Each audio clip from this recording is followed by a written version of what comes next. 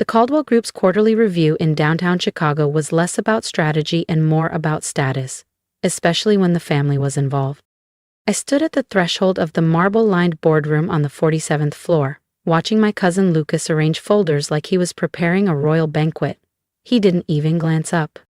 "Oh, Brielle," he sighed, annoyed. "Overflow's down the hall. Storage room past the supply closet. This room's for key stakeholders only."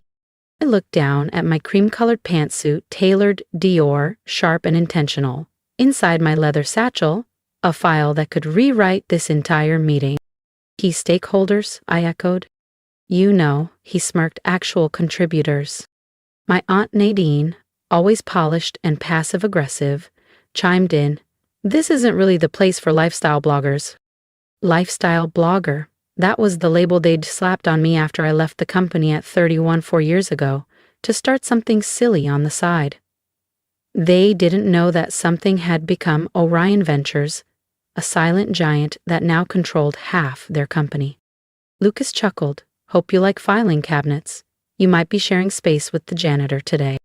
He didn't know that an hour earlier, my assistant had confirmed Orion acquired the final 4%. Putting me at 51% control of Caldwell Group via shell companies and trust networks. And they had no clue that I am Orion. "We're starting in 10, Nadine said, eyes glinting. "I'm presenting the Griffin deal myself." Griffin? The $80 million 0 cents tech firm?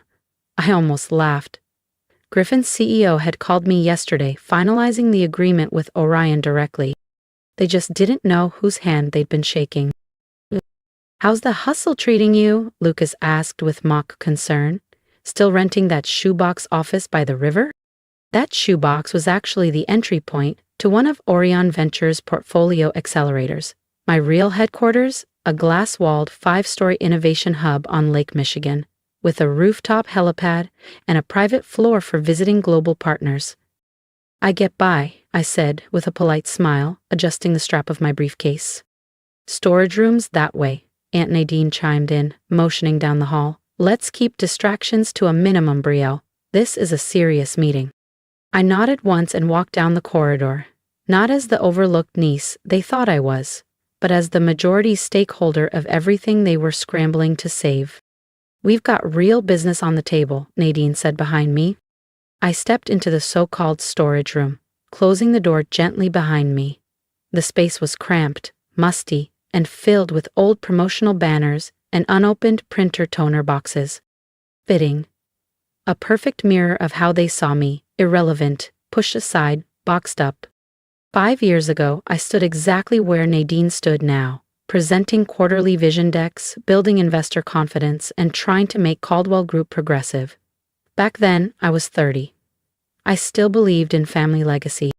Then I uncovered the files, unsafe supplier practices hidden in tax footnotes, reports of bribery buried under consulting fees, fraudulent environmental reports passed off as minor infractions.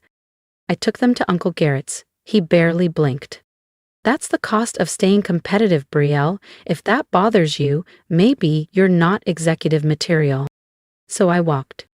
I used the inheritance my mother left me, money she built before marrying into the Caldwell empire, and founded Orion Ventures in her name, Olivia Renna Caldwell. She once told me, "Legacy is what you build when no one's watching." And I did, ethically, strategically, quietly. While Caldwell Group rotted behind polish, Orion expanded, rebuilding what they'd broken. And now, I wasn't here for a reunion.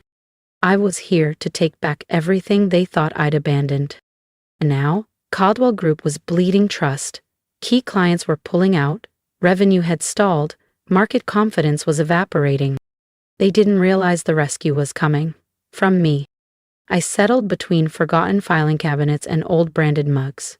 Flipping open my laptop. Through the thin drywall, voices buzzed.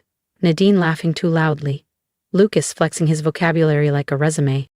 "Mr. Griffin, we're extremely optimistic about your alignment with our long-term vision," she gushed. I nearly laughed. Griffin Technologies wasn't here for Caldwell. They were here for Orion. For me. The very proposal Nadine thought she was presenting had already been executed, signed under my name, with terms she'd never see coming. My phone vibrated. From Maya, assistant. Legal is on standby, proxy votes confirmed, board leadership aligned. Just say the word. I stared up at the buzzing fluorescent light overhead. Fitting. In this dusty room where they'd stashed me, I was about to take everything they thought they owned. Another ping. Maya. Mr. Griffin asked if you want him to keep playing along or drop the act. I typed back. Let it play out, but make sure he doesn't sign anything Nadine hands him. Right then the door creaked open. It was Camille, my Uncle Garrett's third wife. Barely older than I was, swathed in head-to-toe designer with a voice that belonged on reality TV. We've cleansed, don't close the door. Your typing's echoing in the hallway. I smiled. Of course. She left without a thank you, completely unaware that her ironclad prenup had already been flagged, purchased, and filed by one of Orion's subsidiaries, along with documented evidence of her little getaways with her golf coat. Through the wall, I heard Garrett begin. Welcome, everyone, he boomed. Caldwell Group is excited to explore select strategic alliances. Strategic alliances? Translation, we're drowning, please invest. Truth was, they were $200 million, 0 cents in the red, and the only thing keeping them afloat was me. And I wasn't here to save them. I was here to take over. Coincidentally, that was exactly what Orion Ventures had offered, under very specific terms. I glanced at my screen. Caldwell Group's stock had dipped another 2.1% since the market opened, right on cue. Through the thin walls, Nadine's voice sparkled with fake enthusiasm as she wrapped up her pitch to Griffin Technologies. And with Mr. Griffin's support, she declared, we'll be able to scale across the Midwest tech corridor and beyond. Then came his voice, measured, clear. Actually, said Mr. Griffin, I'm not here for that proposal. Silence. I'm here to speak with the CEO of Orion Ventures. I could practically hear Nadine's lipstick crack. I'm sorry, she stammered. But this was arranged through Caldwell. It was, Griffin replied calmly. But Orion now holds a controlling interest in Caldwell Group, and in several of your partner firms, including my own. That's absurd, Garrett barked. We'd know if someone was buying us out.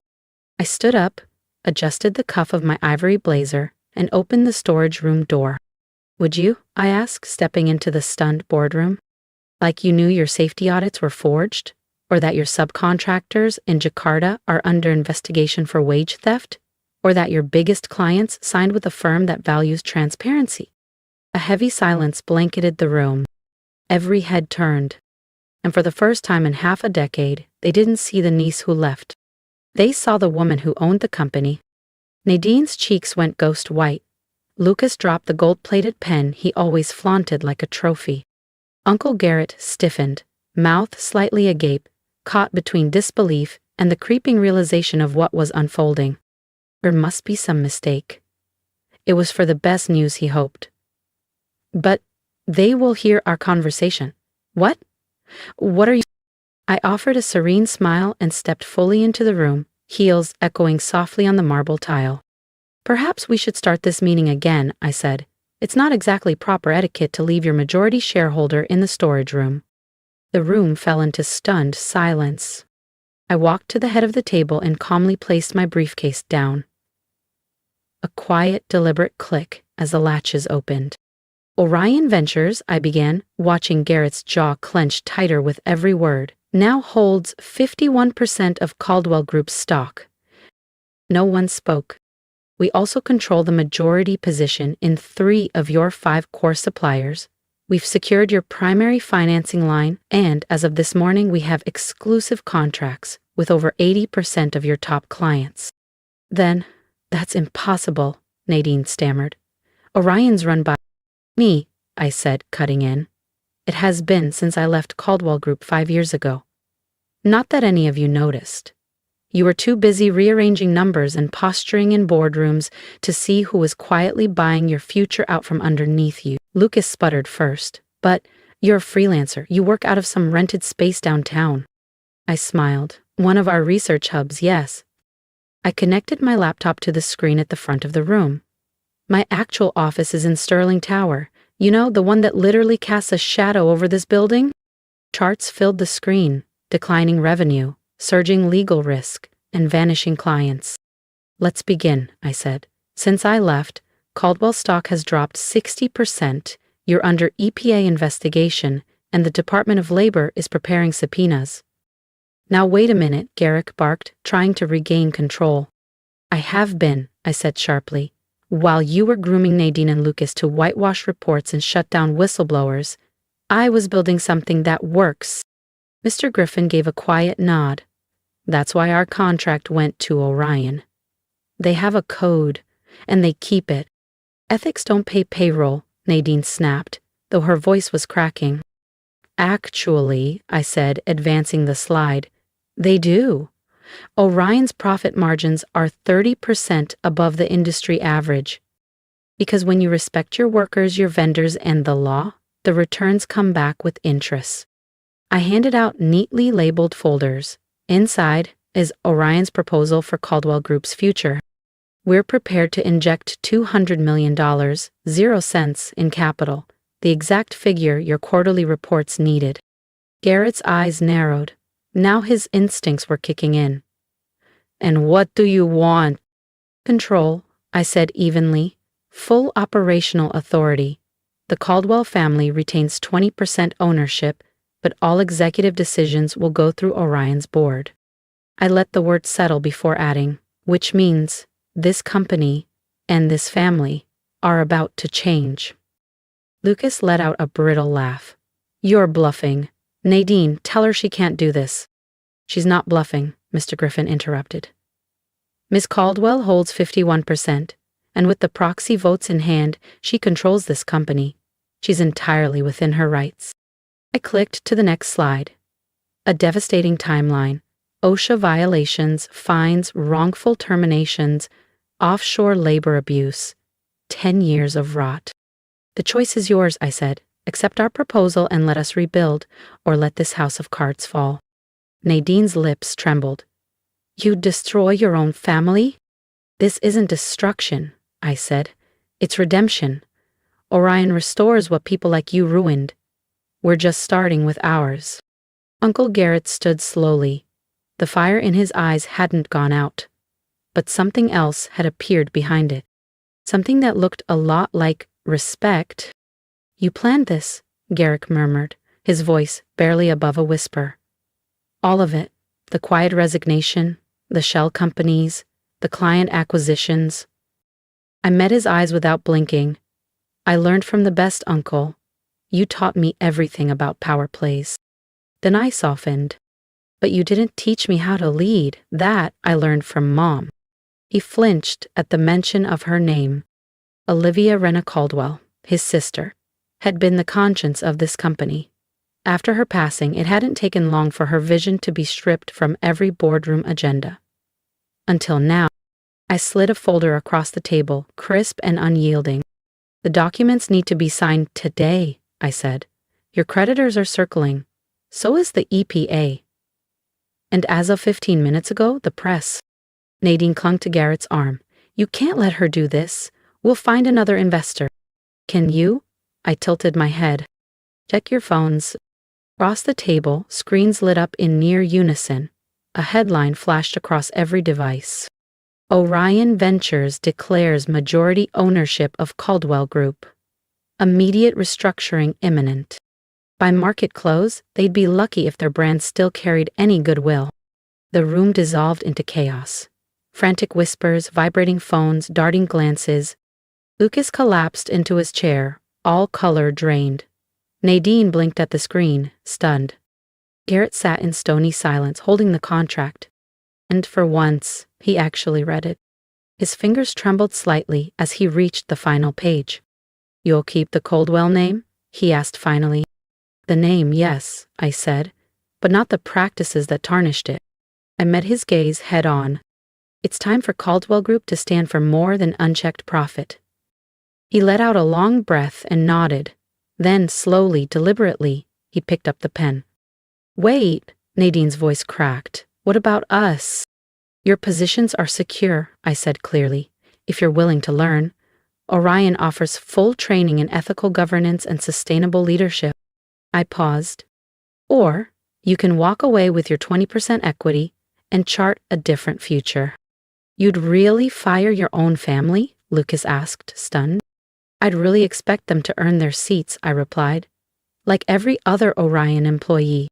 The contracts were signed by the hour's end. As the room emptied, Mr. Griffin approached with a quiet, knowing handshake. Masterfully done, he said. Your mother would be proud. I looked across the boardroom. Nadine, Lucas, and Garrett lingered in the corner, silent, shaken, the empire they once ruled slipping through their fingers. A part of me ached for them, but a larger part knew this was justice. The months that followed were transformational. Caldwell Group's toxic practices were dismantled, piece by piece. Wages were restructured fairly, employee protections became standard, sustainability became policy, not just PR. To her credit, Nadine surprised us all. She enrolled in ESG leadership programs, earned certifications, and became an asset in Orion's corporate responsibility division. Lucas took longer, but eventually, his charisma was repurposed. He led our community engagement arm, restoring trust where his name had once cast doubt. Garrett stepped down as CEO, but remained on as a senior advisor. Over time, even he admitted that what I built didn't destroy his legacy. It elevated it. 1 year later, I stood at the floor-to-ceiling windows of my office in Sterling Tower, watching the lights of downtown Chicago flicker like embers across the skyline. In the distance, the Caldwell Group building still stood, but now it bore something new beneath its name, a silver seal reading, Certified by Orion, Ethical Enterprise. A quiet knock at the door. Your uncle's here for the quarterly review, Maya said, stepping in with a smile. And Nadine just joined him. She's got the latest reports on the worker safety reforms. Send them in, I replied, already turning from the window. As they entered, not into a storage room but into my office, I let myself reflect on just how far we'd come. Legacy, I realized, isn't defined by what you're given, it's defined by what you choose to build. Ready to go over numbers? Garrett asked. This time, no sarcasm, just sincere interest. I gestured to the round table at the center of the room. Every chair equal, every voice valued. Always, I said. That's the difference when people know they matter. Under Orion's guidance, Caldwell Group had transformed. Clean audits, record-breaking profits, worker retention at an all-time high. The press stopped asking if we could balance ethics and success and started asking how. And if anyone joked about sending someone to the storage closet again, they were reminded of the day the woman in the corner turned out to own the building. Sometimes, the clearest view of success starts in the shadows. You just have to know when to open the door. If you've stayed with me through this story, thank you. I didn't share it for praise. I shared it because I know what it feels like to be dismissed, to be underestimated, to be told, sit quietly over there. So if my story resonates, I want to hear from you. Drop a comment, tell me which moment struck a chord, or how you faced your own storage room. Because we grow stronger when we speak. And if you believe in standing tall, even when no one claps, subscribe. Not for me, for you. For the reminder that your voice matters, that quiet resilience is louder than any title. Here's my advice. Don't wait for permission. Use the silence, use the rejection, let every door that's shut in your face remind you to build your own. And when that door is ready, open it. Step through. Not for vengeance, but for truth. For purpose. Because we deserve more than survival. We deserve to lead. Let's keep rising, together.